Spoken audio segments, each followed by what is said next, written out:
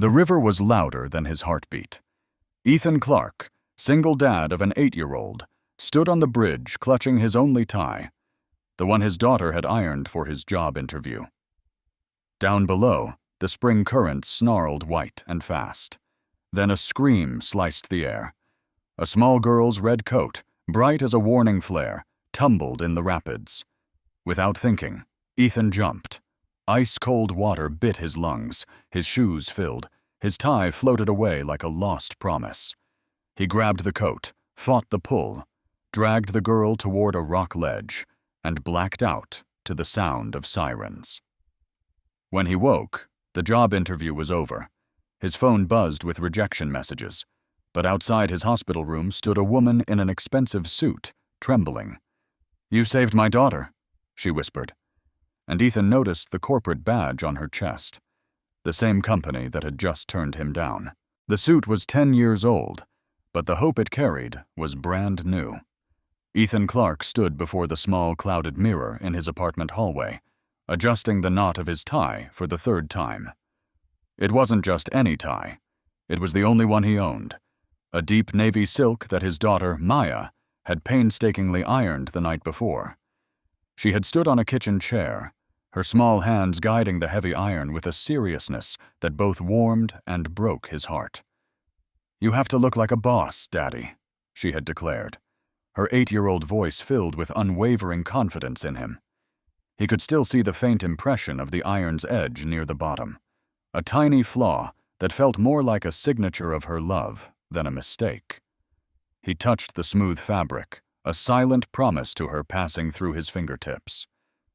This interview was not just for him. It was for the world she deserved. Their small apartment was quiet, except for the hum of the old refrigerator and the distant rumble of the city waking up. Sunlight, thin and pale, filtered through the single large window, illuminating dust motes dancing in the air. On the refrigerator door, a child's drawing of 2 stick figures, one tall, one small, held hands under a giant, smiling sun. Above it, Maya had written in large, wobbly letters, "Good luck, Dad, you'll make us proud." He had looked at it all morning, drawing strength from it as he made coffee, toasted a piece of bread he barely tasted, and mentally rehearsed his answers. For the past 6 months, life had been a tightrope walk of freelance coding gigs, dwindling savings, and the constant, quiet fear of failing the one person who saw him as a hero. This job, a stable, senior developer position at Hartman Industries, was the safety net he had been praying for. It meant proper health care for Maya, a better school district, an end to the gnawing anxiety that kept him awake at night. He checked his watch. It was time. He grabbed his worn leather satchel, pausing at Maya's bedroom door.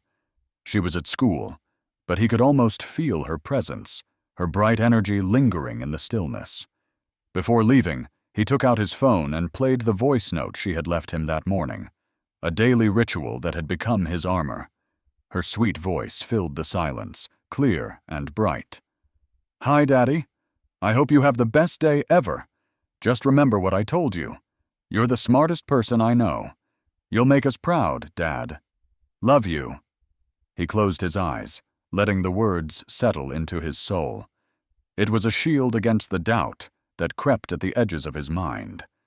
He tucked the phone away, took a deep breath that did little to calm the frantic drumming in his chest, and walked out the door, turning the lock on the life he hoped to leave behind.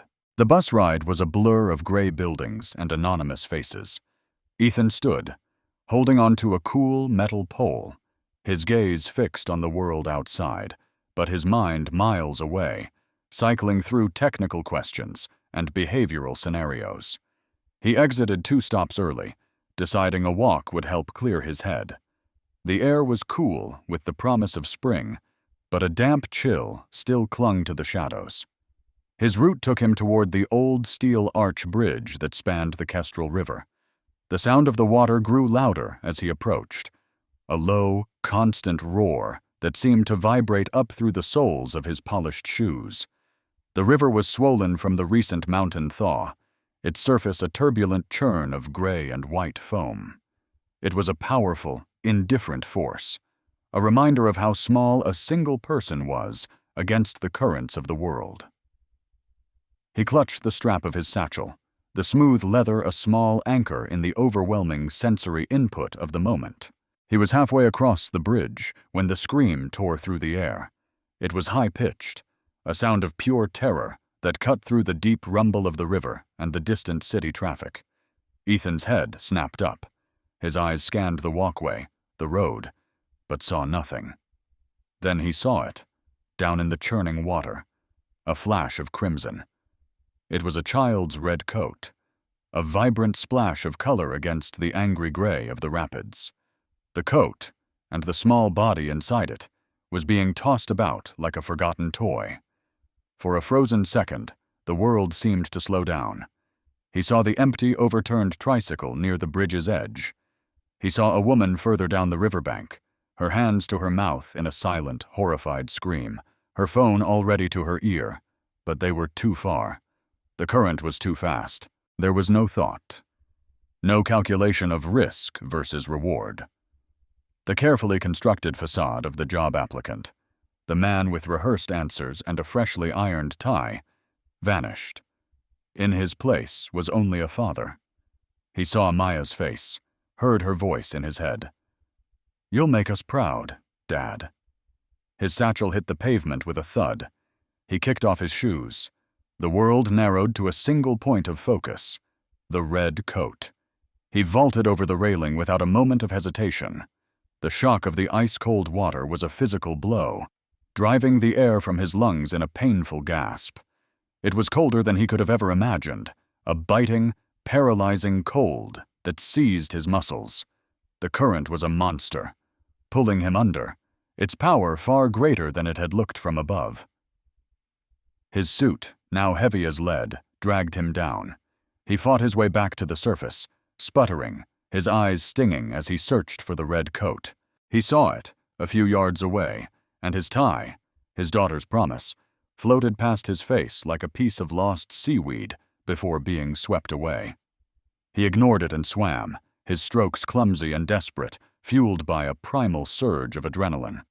Every instinct screamed at him to turn back, but the image of that small, helpless form pushed him forward. The first thing he registered was the smell. It was a sharp, sterile scent of antiseptic that scrubbed the air clean of everything else. The second was the rhythmic, gentle beeping of a machine somewhere to his left. Ethan's eyelids felt heavy, glued shut, and when he finally managed to pry them open, the world was a soft, blurry white. He was staring at an acoustic tile ceiling, a landscape of tiny, uniform holes. A coarse, thin blanket was tucked tightly around his body, and a dull ache throbbed in his muscles, a deep-seated soreness from a battle he could barely remember fighting. He turned his head slowly, the movement sending a wave of exhaustion through him. A woman in pale blue scrubs stood by the window, adjusting the blinds. She noticed his movement and smiled, a kind, professional expression. "Well, look who's back with us. You gave us quite a scare, Mr. Clark." She explained it all in a calm, measured voice that felt worlds away from the roaring chaos he vaguely recalled. Hypothermia, water in his lungs, complete physical exhaustion.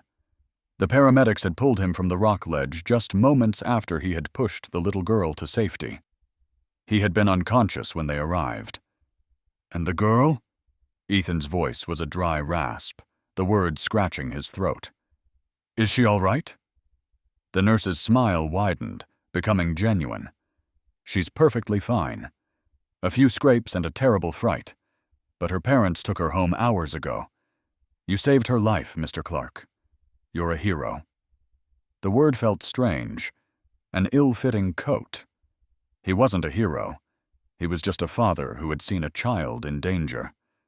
The relief that the girl was safe was a warm, welcome tide, but it was immediately followed by a cold spike of anxiety. He pushed himself up on his elbows, a frantic energy cutting through his fatigue. "My phone. My interview. What time is it?" The nurse gently pushed him back down. "Easy now.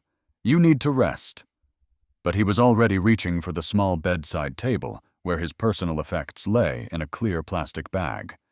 His wallet, his keys, and his phone, miraculously intact. He fumbled with the power button, his fingers clumsy and weak. The screen lit up, and the numbers on the display felt like a punch to the gut. 4:17 p.m. His interview at Hartman Industries had been at 10 o'clock that morning. He had missed it by more than 6 hours. A hollow feeling spread through his chest, cold and vast. He scrolled through his notifications with a sense of dread. There were 2 missed calls from an unknown number, likely the company, and a single clinical email sent an hour after his scheduled time, with the subject line, "Regarding your interview today." It was a brief, polite inquiry into his absence. The door to his future had been wide open, and he had slept right through his chance to walk through it. He let the phone fall onto the blanket, the weight of his failure pressing down on him, heavier than any fatigue. His sister, Sarah, arrived an hour later, her face a mixture of relief and exasperation. She hugged him tightly, then immediately began fussing over his blankets. "A hero, huh? Is that what they're calling you now?" she said, her tone light but her eyes serious.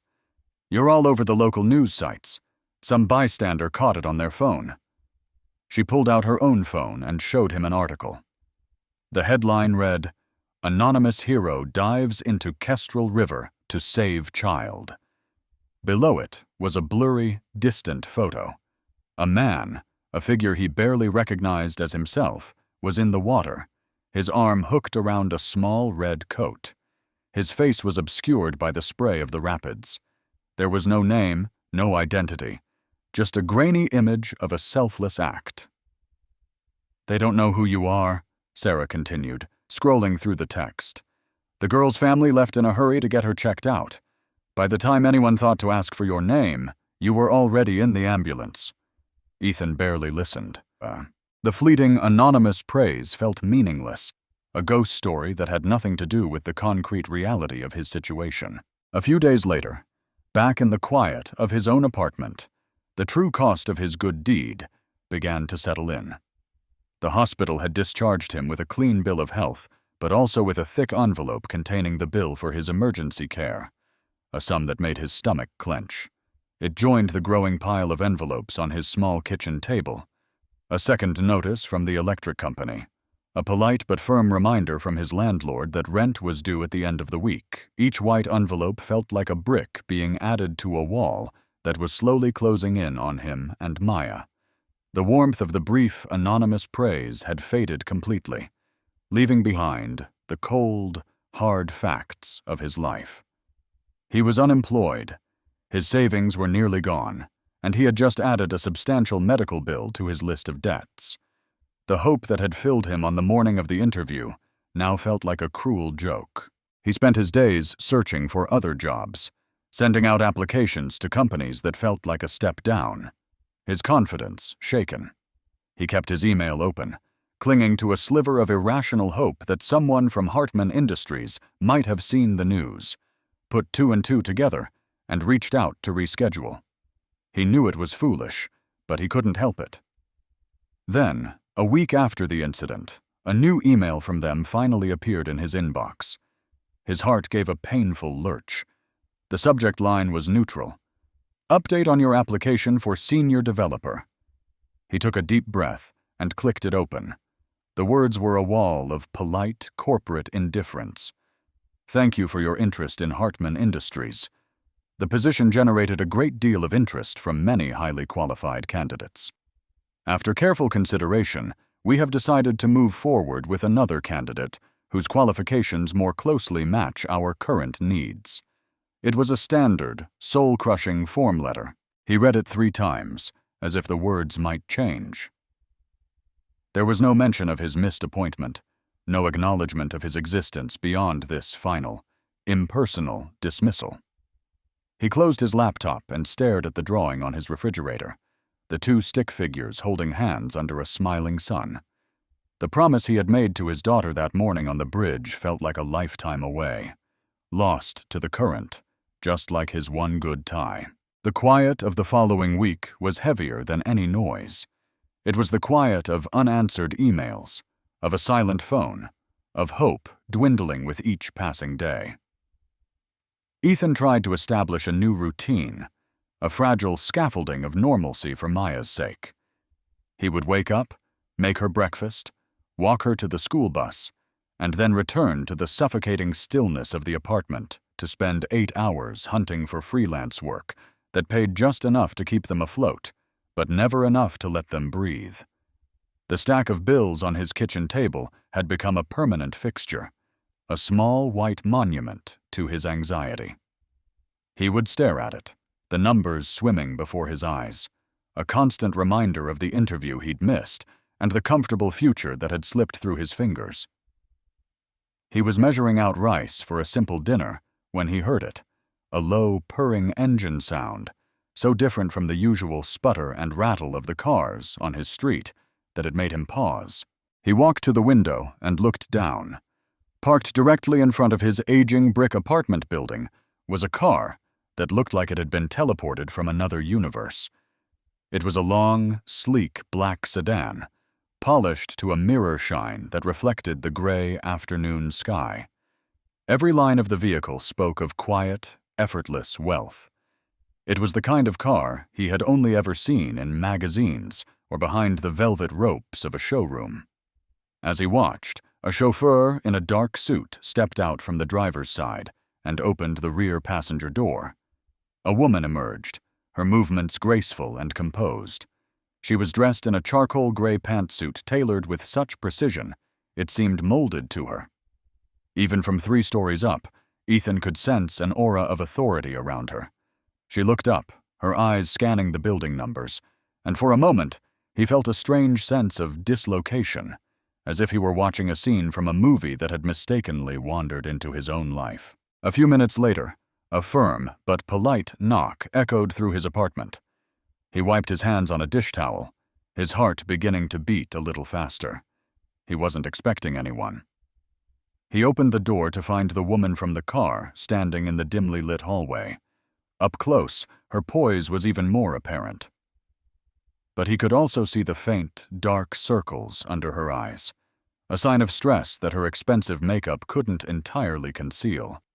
She offered a small, hesitant smile. "Mr. Clark? Ethan Clark?" she asked, her voice calm and clear. He nodded, confused. "I'm Isabella Hartman," she said, and the name sent a jolt through him. Hartman Industries. "My daughter, Lily. You saved her from the river last week." The words hung in the air between them. He was suddenly conscious of his worn t-shirt, the smell of cooking from his small kitchen, the cracked paint on the doorframe. He stepped back, gesturing for her to come in, an automatic reflex of politeness. "Please," he mumbled, feeling utterly unprepared. She entered the small living room, her expensive leather shoes silent on his faded rug.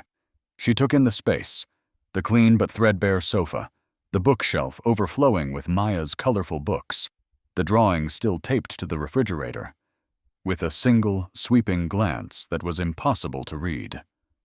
"I want to thank you," she began, turning to face him. "What you did. There are no words to express the debt I feel.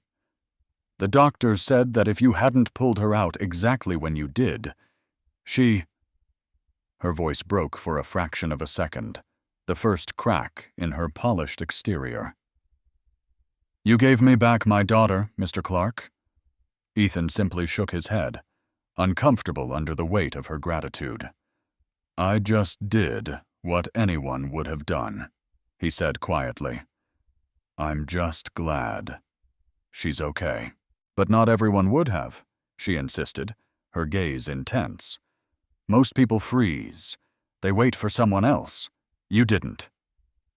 She reached into her handbag, a sleek leather accessory that probably cost more than his rent, and pulled out a checkbook.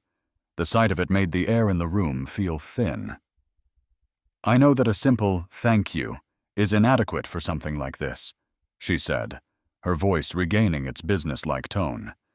"I want to compensate you for your trouble, for your medical bills, for—" She paused, as if searching for the right words. "For your bravery. Please let me write you a check. Name any amount." The offer landed in the silent room with the force of a physical object. Ethan's eyes flickered from her face to the checkbook, and in that instant, he saw the solution to everything. The hospital bill, the overdue rent, the looming dread. It could all be wiped away with a few strokes of her pen. The tension was a living thing in the small space between them. He could feel the pull of his desperation, a voice in the back of his mind screaming at him to say yes, to take the money, and finally get his head above water. But then he saw Maya's face in his mind's eye, her unwavering belief in him. He thought of the simple pride he felt in being her father. Selling that feeling, putting a price on an act that had come purely from instinct, felt like a betrayal. He took a slow breath and met Isabella Hartman's expectant gaze. "I appreciate the offer, Mrs. Hartman. I really do," he said, his voice steady despite the war raging inside him. "But I can't accept any money. I didn't save your daughter for a reward. I did it because she was in trouble and I could help. That's all." Isabella looked genuinely stunned, her hand frozen over her checkbook. It was clear this was a response she had not anticipated. In her world, every problem had a price, every debt a figure that could be paid and settled. "But your own expenses," she stammered, gesturing vaguely. "The hospital, your time?" He gave a small, sad smile. "I'll manage," he said, the words tasting like a lie, but feeling like the truth. "My integrity is all I have right now. It's not for sale."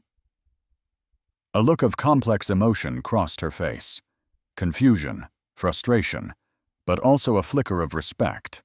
She slowly put the checkbook back into her bag, closing it with a soft click that seemed to finalize his decision.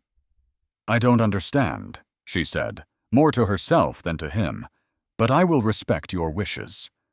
She walked toward the door, then paused on the threshold. "For my own records," she said, turning back. "For the report I need to file on the incident. Could you spell out your full name for me?"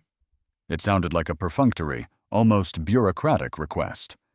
"Ethan Clark," he recited. She nodded, committing it to memory. "Thank you again, Ethan Clark." Then she was gone. He stood in his silent apartment, listening as the luxury car started up and pulled away, its engine fading into the distance. The pile of bills on the table hadn't changed. He was still in trouble, but as he stood there alone, he felt something he hadn't in a long time. A small, quiet sense of pride. The pride Ethan felt after Isabella Hartman's visit was a fleeting warmth, a small candle flame in a cold, cavernous room. It did little to pay the bills, and it couldn't stop the inevitable march of time that brought the rent due date closer. But the real blow came not from an envelope, but from a cough. It started as a small, dry tickle in Maya's throat. Within 2 days, it had deepened into a rattling, persistent hack that echoed in their small apartment at all hours, each sound twisting a knot of dread in Ethan's stomach. Her usual boundless energy vanished, replaced by a lethargic weariness. Her forehead was perpetually warm to the touch, and her bright, curious eyes became clouded and dull. He tried all the simple remedies, honey and lemon, a cool cloth for her fever, extra blankets, but nothing seemed to reach the deep, settled illness in her chest. On the 3rd night, a particularly violent coughing fit left her breathless and crying. That was the breaking point. The next morning, he bundled her up and took her to a nearby urgent care clinic, the copay for which cost him the last of his grocery money. The clinic was sterile and impersonal, the air thick with the scent of disinfectant and quiet suffering. After an hour-long wait that felt like a lifetime, a tired-looking doctor listened to Maya's chest, his expression growing more serious with each wheezing breath he heard through his stethoscope. The diagnosis was delivered in a professional, detached tone. A severe case of acute bronchitis, with early signs that it could develop into pneumonia if not treated aggressively. He prescribed a powerful course of antibiotics and an inhaler to help open her airways, writing the prescriptions on a small pad with brisk, efficient movements. At the pharmacy counter, the other shoe dropped. The pharmacist, a kind-faced woman who looked at Maya with sympathetic eyes, rang up the medications. "That will be $340, she said, her voice gentle, as if aware of the impact the number would have. Ethan stared at her, his mind going blank for a second. $340. It might as well have been $1 million. He had less than $50 to his name until a small freelance payment cleared in 2 weeks. He felt a hot flush of shame and panic rise in his throat. He asked if there was a generic version, a cheaper alternative, anything. The pharmacist shook her head regretfully. For this specific infection, the doctor had been clear about what was needed. He left with only the prescription slip in his pocket, a useless piece of paper that represented the vast, unbridgeable gap between his daughter's health and his own financial ruin. Back in the apartment, with Maya sleeping fitfully on the sofa, Ethan felt the walls closing in. He sat at the kitchen table, staring at the prescription slip next to the pile of bills. The calm resolve he had felt when refusing Isabella Hartman's money now seemed like the height of foolish arrogance. His pride wasn't keeping his daughter warm. His integrity couldn't clear the fluid from her lungs. For the first time, he felt the sharp, bitter sting of regret.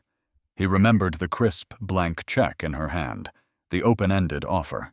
He pulled out his laptop, his hands shaking slightly, and found the main contact number for Hartman Industries. He stared at the number, his thumb hovering over the call button on his phone. The humiliation of it was a physical weight. To go back to that woman, defeated, and ask for the handout he had so nobly refused, felt like the ultimate failure. But then a harsh cough erupted from the sofa, and the sound shattered his pride into 1,000,000 pieces. Just as he was about to press the button, a notification popped up on his laptop screen, an email from his sister Sarah. The subject line was a single word, "Look." He opened it. There was no text, just a link to a major financial news website. He clicked it, and a headline materialized that made his breath catch. Hartman Industries CEO Isabella Hartman expresses gratitude to anonymous angel after daughter's harrowing river rescue. The story had gone from a local curiosity to national business news. The article detailed the incident from a corporate perspective, framing it as a moment of personal crisis for one of the nation's rising executives. It painted a dramatic picture of a mother's terror and ultimate relief. It mentioned her family, her daughter Lily, and the immense debt of gratitude they felt toward the unknown hero who had vanished without a trace. Reading it made Ethan's plan to call her impossible. A private plea for help was one thing. A public appeal, right when the story was gaining traction, would look like a calculated, opportunistic shakedown. He would be seen not as a desperate father, but as a grifter trying to exploit a crisis. The article included the same blurry photo from the local news, but this version was clearer, of a higher resolution. He zoomed in, his eyes tracing the chaotic scene. And then he saw it. Tangled in the branches of a half-submerged bush near the riverbank, just a few feet from where the rescue took place, was a small, dark strip of fabric. It was his tie, his navy silk tie, the one Maya had ironed with such care. It was unmistakable. The small object, once a symbol of a future he had lost, now seemed like something else entirely, a piece of evidence. It was a silent, waterlogged witness, a thread connecting the anonymous hero in the papers to the desperate, broke father sitting in a small, quiet apartment, unable to afford medicine for his sick child. The image of the tie held Ethan captive. It was a tiny detail in a picture that was now being seen by thousands, a private symbol of his dashed hopes that was now unknowingly public. His phone buzzed, startling him. It was his sister, Sarah. He answered, his voice distant. "I saw the news," she said, skipping any greeting. Her voice was tight, urgent. "The Hartman story. Ethan, are you okay?" He couldn't form a real response, just a hollow murmur of confirmation. No, you're not, she shot back. Listen to me. Something about this felt wrong. I called in a favor. My old colleague, Jenna, she's a recruiter who works with Hartman Industries' external HR agency. I asked her to look into your application. Discreetly. A cold feeling began to creep up Ethan's spine, colder than the river water. Why? He asked. It's over, Sarah. No, she said, her voice dropping lower, laced with fury. That's just it. It was over before you even got there. You were never getting that interview, Ethan. Your file was flagged. He stood up, pacing the small space of his living room. The world seemed to tilt on its axis. What do you mean, flagged? He demanded. My qualifications were a perfect fit. Sarah took a deep breath. Your resume was pushed to the top of the pile by the initial software screen. A human hiring manager loved it. But then it went up the chain for final approval. It was vetoed. From the top. Ethan stopped pacing. He felt a ringing in his ears. Vetoed by who? Why? The veto came from the vice president of operations, Sarah said, and the name she spoke next landed like a physical blow. A woman named Isabella Hartman. Ethan sank onto his sofa, the phone slipping in his grip. Isabella, the woman who had stood in this very room, the woman who had offered him money. The notes were confidential, but Jenna gave me the gist, Sarah continued, her voice thick with disgust. They said your background was unstable, too much freelance work, gaps between contracts, and then there was this little note at the bottom. Potential domestic complications due to single father status. Ethan, they didn't see a dedicated father. They saw a liability. The truth was a series of rapid-fire explosions in his mind. He hadn't missed his chance because of a heroic act. He was denied his chance because of a cold, biased judgment made by a woman who had never even met him. The woman who had then stood in his home, offering him charity for saving the one thing she truly valued. The injustice of it was a physical acid in his stomach. The memory of her polite smile, her hesitant offer of a check, was recast in a new, sinister light. It wasn't kindness. It was the clueless, detached gesture of a person who had already written him off as unworthy. His despair curdled into a hard, cold knot of anger. Miles away, in a corner office with a panoramic view of the city, Isabella Hartman was at war. The news story about Lily's rescue had exploded. What started as a personal trauma was now a corporate narrative she was quickly losing control of. The board was pleased with the positive press. The start of the anonymous angel was a PR dream. But they were insistent. They had to find the man. A public ceremony, a donation to a charity in his name, a photo opportunity. He was no longer a person. He was a strategic asset. We need a name, her boss had said in a call 10 minutes ago. Find him, Isabella. Make it happen. She hung up, her head throbbing. She buzzed her assistant. Get me the head of HR. Now. A moment later, a nervous-looking man in a suit stood before her desk. We're trying, Ms. Hartman, he said, anticipating her question. The police report from the incident was sealed for privacy. We're pulling strings, but it's slow. She waved a dismissive hand. Not fast enough. Cross-reference everything. Hospital admissions for hypothermia that day. Eyewitness accounts. Credit card receipts from shops near the bridge. I want a name. The HR manager nodded, then paused. There is one thing. The hospital admission did give us a name, we just couldn't confirm it was our man. Clark. Ethan Clark. Isabella froze, her fingers hovering over her keyboard. The name was a faint bell, ringing in a distant room. She had heard it recently. She had written it down. Where? Clark, she repeated slowly. Do we have anything on him in our system? The manager typed into his tablet. Yes, ma'am, we do. He was a candidate for the senior developer role, made it to the final round for an interview last week. He was a no-show. The pieces began to click together, forming a picture she didn't want to see. Pull up his file, she commanded, her voice sharp.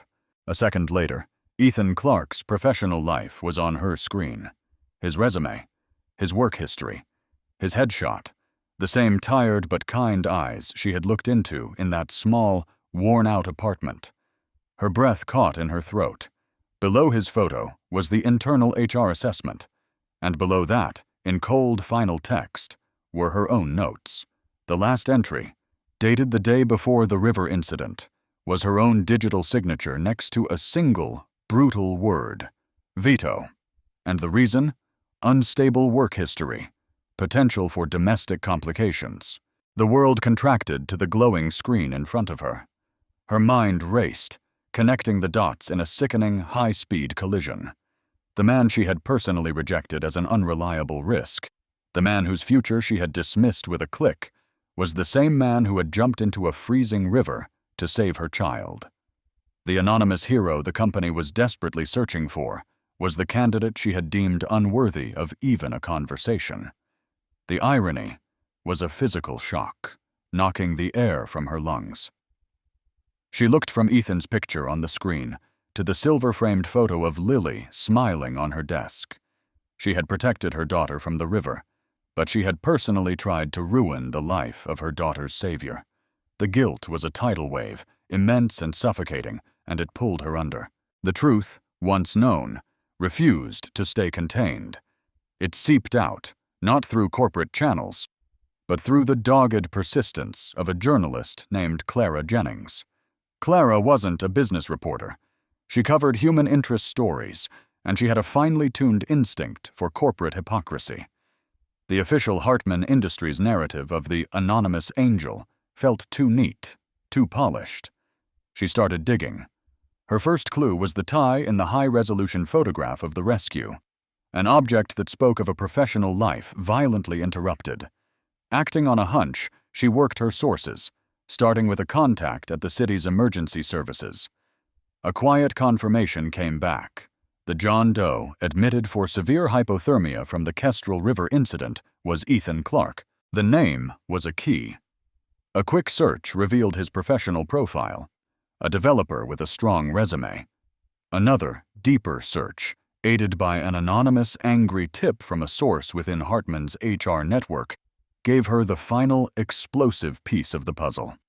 Ethan Clark hadn't just been rescued that day. He had been rejected. He had an interview scheduled with Hartman Industries, the very same company whose CEO's daughter he had saved. Clara had her story. It wasn't just a feel-good piece about a hero. It was a searing indictment of a system that judges a person's worth on paper while ignoring their true character. She wrote the article with a cold, precise fury, and her editor published it without changing a word. The headline detonated online with the force of a bomb. Exclusive: Hartman Industries rejected the unstable, single dad who saved CEO's daughter. The story went viral within the hour. It was a perfect storm of human drama, corporate scandal, and profound irony. The narrative spread like fire, fueled by public outrage. Suddenly, Ethan Clark was no longer anonymous. His name was everywhere. Reporters and news vans descended on his quiet apartment building, a flock of vultures drawn to the scent of a story. The chaotic siege was terrifying. Ethan locked his door, drew his blinds, and tried to shield Maya from the shouting voices and the relentless glare of camera flashes reflecting in their window. He felt his life spinning out of his control, his private pain and injustice becoming a spectacle for public consumption. For Isabella Hartman, the fallout was catastrophic. The anonymous angel story had flipped, instantly turning from a PR triumph into a corporate nightmare. Her inbox flooded with furious emails. The company's stock took a sharp dip in pre-market trading. The board convened an emergency meeting. The carefully constructed image of Hartman Industries as a compassionate, family-oriented company was shattering. Her office, once a symbol of her power and control, now felt like a glass cage. Every decision she had ever made was being questioned. But beneath the corporate crisis was a deeper, more personal agony. The public outrage, was nothing compared to her own self-recrimination. The journalist's article laid out the cold facts of her own failure, not just as an executive, but as a human being. There was only one path forward. Hiding behind a press release was not an option. 2 days after the story broke, Hartman Industries called a press conference. Isabella's PR team had advised against it, urging a more cautious, written response. She had refused. This was a wound she had inflicted, and she knew she had to be the one to address it, in person. A formal invitation was sent to Ethan, who, after a long conversation with Sarah, agreed to attend. He would not hide. He would not let them tell his story for him. He would face this with the same dignity he had clung to all along. He walked into the conference room and took a seat in the front row, a quiet, steady presence in a sea of frantic energy. When Isabella walked to the podium, the room fell silent, the air crackling with the sound of 100 camera shutters. She looked directly at the press, but her focus was on the man in the front row. She was pale, but her voice was clear and steady, stripped of all corporate jargon. She didn't offer excuses. She offered a confession. 2 weeks ago, I made a decision, she began. Based on a resume and a set of metrics, I vetoed a candidate for a position at my company. I judged him as unstable, a risk. I did this without ever meeting him, without understanding the context of his life. That judgment was a profound failure of both policy and of character. It was prejudiced, it was unfair, and it was wrong. She paused, her eyes finding Ethan's. The remorse in her gaze was raw and unmistakable. I didn't know that on the very day he was scheduled to meet with us. He would instead be jumping into a freezing river to save my daughter's life. A murmur went through the room. The man I denied a chance to provide for his family is the same man I owe my child's life to. The hero our company has been searching for has been here all along, and he is a victim of my own short-sighted, terrible mistake. His name is Ethan Clark. Then she looked to the side of the stage. There is someone else who needs to thank him properly. The side door opened, and her daughter, Lily, walked out, guided by an assistant. She was small and looked slightly overwhelmed by the lights, but her eyes were fixed on Ethan. In her hands she clutched a small, folded bundle of fabric. It was her little red coat, clean and bright. She walked directly to the front row where Ethan was sitting. He instinctively knelt down to her level. She didn't say a word. She simply held the coat out to him. It wasn't a return, it was an offering. A child's pure, simple gesture of gratitude that sliced through the entire corporate spectacle.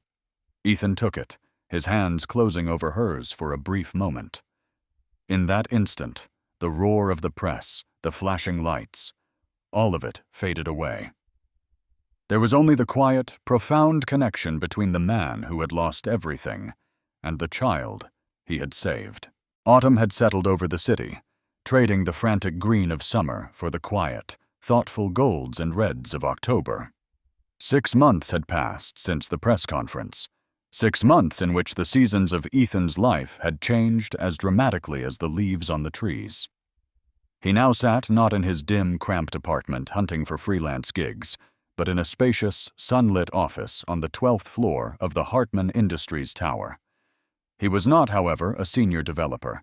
After the media storm had calmed, Isabella Hartman had called him into her office.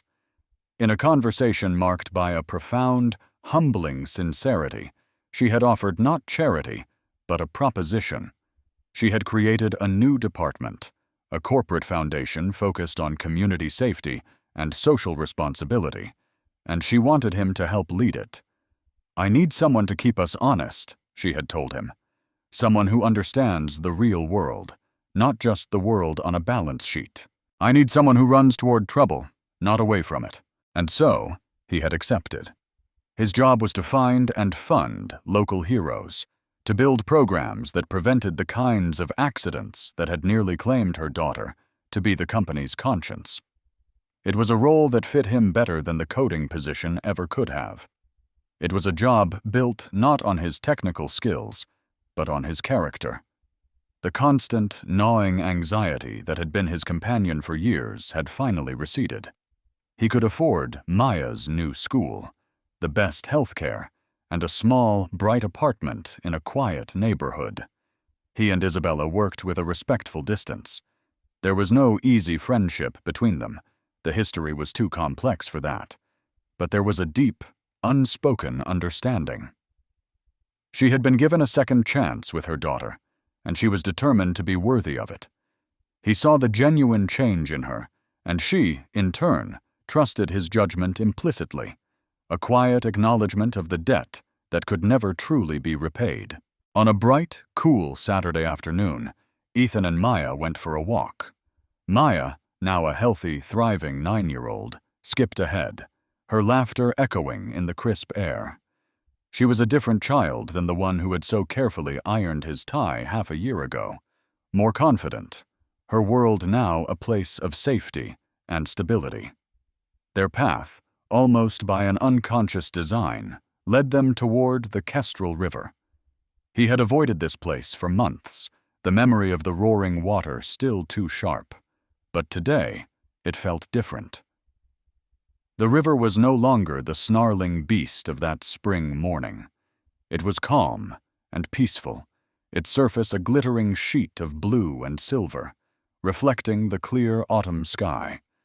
The violent currents were gone, replaced by a gentle, steady flow. They walked onto the bridge, the same steel archway where his life had cleaved into a before and an after. He stood in the middle, looking down at the water, and felt not a trace of fear or panic. He felt only a profound sense of peace.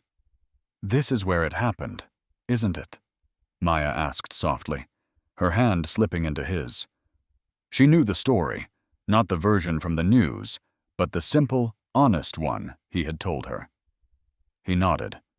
"This is it." As they stood there, his eyes drifted to the riverbank, to the thicket of bushes near the rocky ledge. A flicker of dark color, half hidden among the bare branches, caught his attention. It was impossibly familiar. He left Maya on the walkway and carefully made his way down the muddy bank. There, tangled in the branches of the same bush from the news photograph, was his tie.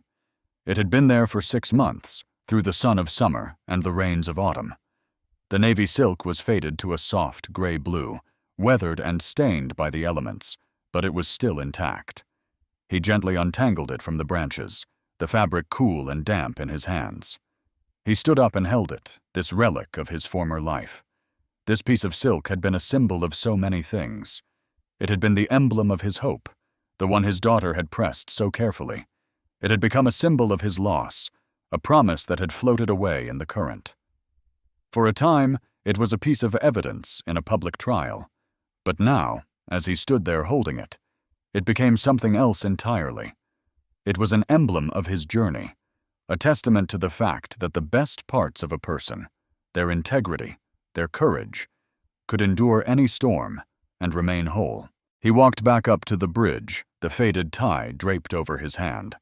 Maya looked at it, her expression serious. "You got it back, Daddy." He smiled, a genuine, unburdened smile that reached his eyes. "I guess I did." He wasn't just a survivor of a terrible day. He was the architect of a new life, a life built not on what he had lost in the water, but on what he had proven himself to be. He looked at his daughter, her face bright with love and trust, and then at the peaceful river flowing below. The roar was finally gone, replaced by the quiet, steady rhythm of a life he had earned, a future that was finally, truly his.